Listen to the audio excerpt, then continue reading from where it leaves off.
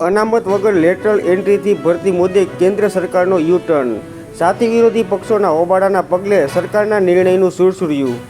વિંછિયા તાલુકા પંચાયતમાં કોંગ્રેસનું શાસન ખતમ, પ્રમુખ ઉપપ્રમુખ ભાજપના ચૂંટાયા, કોંગ્રેસના ઉમેદવારોએ સંખ્યાબળના અભાવે ફોર્મ પાછા ખેંચ્યા. કોલકાતા બળાત્કાર હત્યા કેસ, સુપ્રીમે મમતા સરકારને ઝાટકી, ડોક્ટરોની સુરક્ષા મુદ્દે દેશ વધુ એક રેપની રાહ જોઈ શકે નહીં, સુપ્રીમ કોર્ટ. મંકી પોક્સનો ખતરો, એરપોર્ટ પર એલર્ટ, આરોગ્ય તંત્ર સતર્ક. ગુજરાત હાઈકોર્ટની લાલ આંખ બાદ કાયદા વિભાગનો મોટો નિર્ણય, વકફ ટ્રિબ્યુનલના જજ અનવર હુસેન શેખની આખરે સરકારે હકાલપટ્ટી કરી. મોદી સરકારની હેટ્રિક, પખવાડિયામાં 3 વખત નિર્ણય લઈ ફેરવી તોડ્યું. પીએમ મોદીના મિત્ર પુતિનના સરકારી મીડિયામાં ઘટસ્ફોટ, ચંદ્રબાબુને હાથો બનાવી વડાપ્રધાન મોદીને ઉઠલાવવા અમેરિકાનું કાવતરું.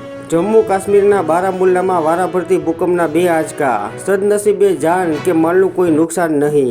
કાયદા ઘડવાથી નહીં, દાખલારૂપ સજાથી જ નિર્ભયા કાંડ જેવી ઘટનાઓ અટકાવી શકાય. કોંગ્રેસના શાસનમાં લેટરલ એન્ટ્રીથી ભરતી થતી હતી. રિલાયન્સ ડિઝનીના મર્જરથી હરીફોને નુકસાનની CCIની ચેતવણી. આજથી ગુજરાત વિધાનસભાના 3 દિવસીય ચોમાસુ સત્રનો આરંભ થશે. ત્રિપુરામાં ભારે વરસાદને પગલે ભૂસ્ખલન, 7ના મોત, 2 લાપતા.